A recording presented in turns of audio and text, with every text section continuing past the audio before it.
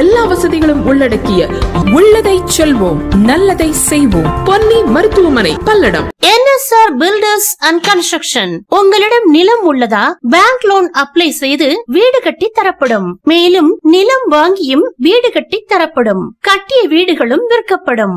உங்கள் கனவு இல்லங்களை தரமான மற்றும் சிறந்த முறையில் உங்கள் வசதிக்கு ஏற்ப கட்டித்தரப்படும். வீடு, அலுவலகம், அபார்ட்மெண்ட் என அனைத்தும் சிறந்த கட்டுமான பொருட்களை கொண்டு திருப்பூரில் நீங்கள் எங்கு இருந்தாலும் தரமாக கட்டித்தருகிறோம். NSR பில்டர்ஸ் அண்ட் கன்ஸ்ட்ரக்ஷன்ஸ், புதிய பேருந்து நிலையம் அருகில் சாமி அண்ட் கோ எதிர்ப்புறம், முதல் தளம், PN road, Tiruppur. Sell 8072658080 and 9994865871. தமிழகத்தில் போதைப் பொருள் நடமாட்டத்தை தடுக்க தவறிய தமிழக அரசை கண்டித்து அதிமுக சார்பில் மனித சங்கிலி ஆர்ப்பாட்டம் நடைபெற்றது. அந்த வகையில் தூத்துக்குடி மாவட்டம் எட்டயபுரத்தில் அதிமுக சார்பில் பஸ் நிலையம் முன்பு மனித சங்கிலி போராட்டம். அதிமுக எட்டயபுரம் நகர செயலாளர் ராஜ்குமார் தலைமையில் நடைபெற்ற ஆர்ப்பாட்டத்தில் முன்னாள் அமைச்சரும் கோவில்பட்டி சட்டமன்ற உறுப்பினர் கடம்பூர் ராஜு, முன்னாள் சட்டமன்ற உறுப்பினர் சின்னப்பன் ஆகியோர் கலந்து கொண்டு தமிழக அரசுக்கு எதிராக கோஷங்களை எழுப்பினர். அதிமுக மட்டும் இன்னும் முடிவடையாமல் இருக்க தேர்தல் பணி என்பது எங்களுக்கு முக்கியமல்ல. தமிழ்நாடு இன்னைக்கு போதைக்காடாக, போதைப் பொருள் களஞ்சியமாக இன்னைக்கு நாட்டு மக்களை காக்க வேண்டிய நிலையில் இன்னைக்கு தமிழகம் தள்ளாடி கொண்டிருக்கிறது. தமிழகமே தள்ளாடுகிறது. இந்த போதைப் பொருள் விஷயத்தில் ஒட்டுமொத்த தமிழ் இனமே பாதிக்கப்பட்டு எதிர்காலமே கேள்விக்குறியாக, இளைஞர்களுடைய மாணவர்களுடைய எதிர்காலமே கேள்விக்குறியாக இருக்கின்ற வேலை. இந்த விஷயத்திலே தான் அனைத்து அண்ணா திராவிட முன்னேற்ற கழகம் முழு கவனத்தை செலுத்தி தமிழக மக்களை பாதுகாக்க வேண்டும். இந்த சட்டம் ஒழுங்கு சீரழிவு, போதைப் பொருள் கலாச்சாரத்தை உருவாக்கின்ற இந்த விடிய ஆட்சியிலிருந்து தமிழக மக்களை காக்க வேண்டும் என்ற வகையில் தான் முழு கவனத்தையும் செலுத்தி கடந்த 4ஆம் தேதி கண்டன ஆர்ப்பாட்டத்தை நடத்தி, அதற்கு பிறகு நேற்றைய முன்தினம் மாண்புமிகு எதிர்க்கட்சித் தலைவர் எடப்பாடி அவர்கள் மாண்புமிகு ஆளுநர் அவர்களை சந்தித்து இந்த விதமாக மனு கொடுத்திருக்கிறார்கள். இன்றைக்கு தமிழ்நாடு முழுவதும் மனித சங்கிலி போராட்டம் நடைபெற்றிருக்கிறது சொன்னால் மக்களுடைய நலன் ஒன்றுதான் அனைத்து அண்ணா திராவிட முன்னேற்ற கழகத்துக்கு முக்கியம். எங்களை பொறுத்தவரை தேர்தல் முக்கியமானது.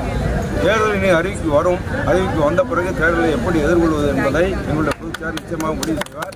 அனைத்து அண்ணா திராவிட முன்னேற்ற கழகம் மக்களை சந்திப்பதற்கு இன்றைக்குமே பயந்ததில்லை.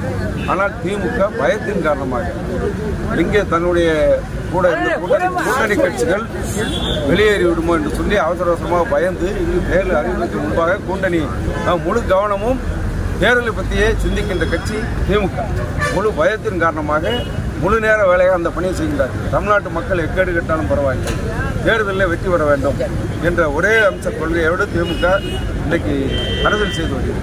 ஆனால் அண்ணா திராவிட முன்னேற்ற கழகம் இன்றைக்கு மக்கள் பிரச்சனை மையமாக வைத்து நீங்கள் பார்ப்பீர்கள், தொடர்ந்து இந்த பிரச்சனைகளை எழுப்பி மக்களுக்கு விழிப்புணர்வு ஏற்படுத்தி மக்கள் அச்சத்திலே வாழ்கின்ற மக்களை பாதுகாக்க வேண்டும், காப்பாற்ற வேண்டும் என்ற நிலைப்பாடு நாங்கள் செய்கின்றோம். தேர்தல் என்பது சாதாரண விஷயம். அனைத்து அண்ணா திராவிட முன்னேற்ற கழகத்துக்கு தேர்தல் என்பது புதிதல்ல. எங்களோடு விரும்புகின்றவர்கள் கூட்டணிக்கு வரலாம் என்ற நிலைப்பாட்டில் இன்றைக்கு புதிய தமிழக ஏற்கனவே அவர் சந்தித்து எங்களோடு இணைந்திருக்கிறார். STPI இந்த இஸ்லாமிய அமைப்பு எங்களோடு வந்திருக்கின்றது. அதுபோல் புரட்சி பாரதம் என்ற கட்சி எங்களோடு வந்திருக்கின்றது. இன்னும் பல்வேறு நிலைகளில் அகில இந்திய ஃபார்வர்ட் பிளாக் எங்களோடு இணைந்திருக்கின்றது. இன்னும் பல்வேறு கட்சிகள் பேசப்படுகின்றன. அவர்களைப் போல நாட்டு நலனை புறந்தள்ளிவிட்டு நம்முடைய கட்சி நலன், தேர்தல் தான் முக்கியம் என்ற நிலைப்பாட்டிலே நாங்கள் அல்ல. நாங்கள் வேறுபட்டவர்கள். இன்றைக்குமே மக்கள் பணியில் ஏற்படுவது நாங்கள் நிச்சயமாக அம்மா அவர்கள் 39 தொகுதிகளிலேயும் தன்னந்தனியாக தேர்தல் சந்தித்து 37 இடங்களிலே வெற்றி பெற்ற கட்சி அனைத்து அண்ணா திராவிட முன்னேற்ற கழகம். எனவே அதே வழியில் இன்றைக்கு அண்ணன் எடப்பாடி அவர்களும் துணிந்து தேர்தலை சந்திப்பதற்கு தயார் நிலையில் தமிழகத்தில் தேர்தல் களத்திலே முதல்ல பணி செய்து அதிமுக தான். தமிழகத்தில் உள்ள 65,000 வாக்குச்சாவடிகளுக்கு இன்றைக்கு நாங்கள் வாக்குச்சாவடிகளை முகவர்களை நியமித்திருக்கிறோம். தேர்தல் களத்திலே முந்தி செல்கின்ற பணியை மக்களை மட்டும் நம்பி நாங்கள் தேர்தலில் கூட்டணிக்கு வருகின்ற நேரத்தில் அவர்களை நாங்கள் அரவணைத்து செல்வோம். இதுதான் யதார்த்தம். CA சட்டத்தை அதிமுக தான் ஆதரித்து மக்களுக்கு துரோகம் பண்ணிவிட்டு ஸ்டாலின் சொல்லியிருக்கிறார். CA சட்டத்தை முழுமையாக எதிர்க்கின்றோம். இன்றைக்கு கூட ஆனால் எடப்பாடி அவர்கள் முழு எதிர்ப்பை தெரிவித்துக்கொண்டார். அந்த நேரத்தில் கூட அந்த நேரத்தில் சட்டமன்றத்தில், பாராளுமன்றத்தில் எத்தனை நாடாளுமன்ற உறுப்பினர்கள் நாங்கள் இருந்தோம். நாங்கள் குறையாக தான் இருக்கோம். அதற்கு பிறகு இந்த சட்ட முடிவு வரும்போதெல்லாம் நாடாளுமன்றத்தில் திமுகவை சேர்ந்த உறுப்பினர்கள் அதிகமாக கடந்த 5 ஆண்டுகளாக 50 திமுக நாடாளுமன்ற உறுப்பினர்கள் இருக்கின்றார்கள். அவள்தான் முழு எதிர்ப்பை பதிவு செய்திருக்க வேண்டும். நாங்கள் அந்த சட்டத்தை அன்றைய சூழ்நிலையில் ஒரே ஒரு நாடாளுமன்ற உறுப்பினர் அவர் ஆதரித்தால் கூட அந்த சட்ட முன்வடி அமல்படுத்த முடியாது என்பதில் தீவிரமாக இருந்தவர் எடப்பாடியார். இன்றைக்கு அந்த சட்டம் சட்டமாக்கப்படுகின்ற நேரத்தில் நிச்சயமாக சிஏ சட்டம் அது குடிமக்களுக்கு எதிர்ப்பான சட்டம் என்பதை அழுத்த நிறுத்தமாக பதிவு செய்திருக்கிறார். சார், இப்போ கடந்த நீங்கள் அமைச்சராக இருக்கும்போது கனிமொழியின் மீது திகார் சிறைக்கு செல்வாங்க அப்படின்னு சொல்லுவாங்க. இப்போ 2 நாளைக்கு முன்னாடி எல்முருகன் கோயம்புத்தூரில் ஆராசா திருப்பி சிறை செல்ல வாய்ப்பு இருக்குது அப்படின்னு சொல்றாங்க. இது இப்போ நிச்சயமாக அந்த வழக்கு முடிவுக்கு வரவில்லை. ஒரு வழக்கு என்பது முடிவுக்கு வருகின்ற நிலையில் அது நிலுவையில் இருப்பதாகத்தான் நாம் பொருள் கொள்ள வேண்டும். எனவே அந்த வழக்கு மேல் விசாரணையில் வருகின்ற நேரத்தில் அது உறுதி செய்யப்பட்டால், அது நிரூபிக்கப்பட்டால் அதில் சம்மந்தப்பட்டவர்கள் சிறைக்கு செல்வது யாராக இருந்தாலும் சரி, இந்தியாவிலே எவ்வளவு பெரிய நிலையில் இருந்தாலும் சரி, சாதாரண குடிமகனுக்கும் டாக்டர் அண்ணல் அம்பேத்கர் வலியுறுத்தி கொடுத்த அரசியலமைப்பு சட்டம் என்று சொன்னால் சாதாரண குடிமகனுக்கும் அதான் பொருந்தும், உச்சபட்ச பதவியில் இருக்கவங்களுக்கும் அதான் பொருந்தும். இதில் யாரும் விதிவிலக்கு. எனவே அப்படிப்பட்ட நிலை அந்த விசாரணையின் முடிவில் மீண்டும் சிறைக்கு செல்வார்கள் என்ற நிலைதான் வரும். இந்த இரட்டை இலை சின்னம் தொடர்பாக பொதுச் செயலாளர் விளக்கம் அளிக்கும் சொல்லி தேர்தல் ஆணையம் நோட்டீஸ் அனுப்பியிருக்கு. இன்னைக்கு மாலை ஈவினிங் செய்திகளில் பார்த்தீங்கன்னா இரட்டை இலை சின்னம் ஒரு முடங்கும் அபாயம் ஏற்பட்டுக்கிறதா ஒரு பத்திரிகைகளாக கேசியமாக பெறப்படும் பத்திரிகை செய்திகள்லாம் பதில் சரியா இருக்கு. அது எப்படி முடங்குவதற்கு என்ன காரணம்? ஒரு பத்திரிகையிலே பரபரப்பாக தேர்தல் நேரத்தில் பத்திரிகைகள் நிற்க வேண்டும், அந்த சர்க்குலேஷனை கூட்ட வேண்டும் சொல்லி ஏதாவது ஒரு செய்தியை போடுவாங்க. இரட்டை இலையை தேர்தல் கமிஷன் இன்றைக்கு தெளிவாக எங்களுக்கு வழங்கிவிட்டது. உச்சநீதிமன்றம் வழங்கிட்டு உச்சநீதிமன்ற தீர்ப்பிலையும் வழங்கப்பட்டு தான் ஈரோடு இடைத்தேர்தலில் அந்த சின்னத்தை நாங்கள் பயன்படுத்துகின்ற நிலையை பெற்றோம். அதற்கு பிறகு நடைபெற்ற தேர்தலில் கூட இரட்டை இலை சின்னம் அனைத்து அண்ணா திராவிட முன்னேற்ற கழகத்துக்கு அது பொதுச்செயலாளராக இருந்த அந்த எடப்பாடியாருக்கு முழு உரிமை உண்டு. அதில் யாரும் பங்கு கொள்ள முடியாது என்று யாரோ ஒரு ஊர் பெரியதையோ ஒருத்தர் வழக்கு யார் வழக்கு நாளைக்கு உதயசூரியனுக்கு இதே நிலையில் நாளைக்கு திமுக உதயசூரியன் சின்னத்தை பயன்படுத்தக்கூடாது என்று எட்டையாவது ஒருத்தர் வழக்கு போட்டால் கூட தேர்தல் கமிஷன் நோட்டீஸ் அனுப்பும். இதுதான் யதார்த்த நிலைமை. அப்படிப்பட்ட ஒரு நிலையில் ஒரு நோட்டீஸ் என்பது இதெல்லாம் ஒரு கணக்கில் எடுத்துக்கொள்ளாமல் பத்திரிகைகள் இன்றைக்கு பரபரப்பாக செய்தி வர வேண்டிய செய்தியை தவிர அதில் எந்த விதமான பிரச்சனை இல்லை. இரட்டை இலை சின்னம் எங்களுக்கு சொந்தம். அதிலே தான் எங்களுடைய கழக வேட்பாளர் நிச்சயமாக இந்த தேர்தலில் எல்லா தேர்தலும் போட்டியிடுவார்கள் என்பது நிதர்சனமான உண்மை என்பதை தெளிவாக ஆணையத்தரமாக தேமுதிகவும் பாமகவும் பாஜக கூட்டணி போறாங்க. இதனால போறாங்கன்னு ஒன்றும் முடிவாகலையே. அவங்க யாரும் உறுதி சொல்லல. அந்த பேச்சுவார்த்தை நடந்துகிட்டு நிச்சயமாக எங்களுடன் பேசிக் கொண்டிருக்கிறார்கள், அதிமுகவுடன் பேசிக் கொண்டிருக்கிறார்கள். விரைவில் நல்ல செய்தி வரும்.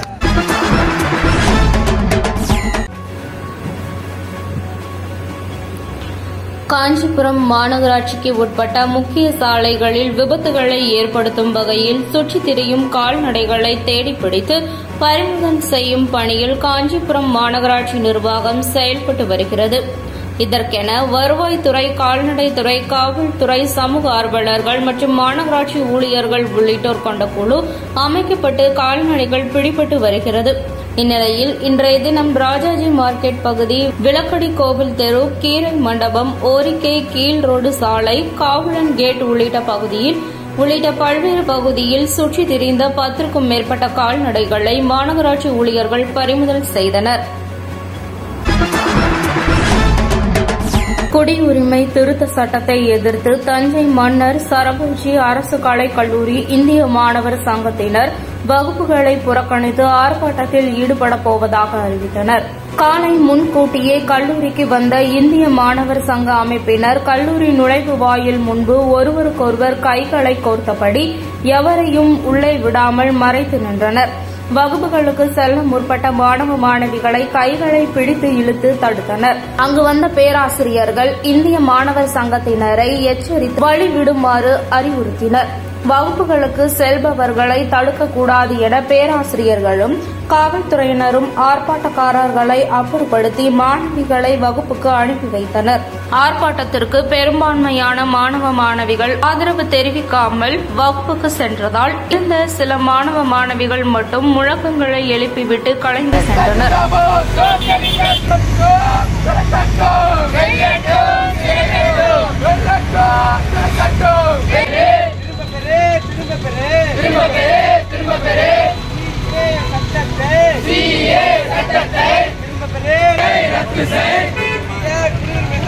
இந்திய குடிமகன்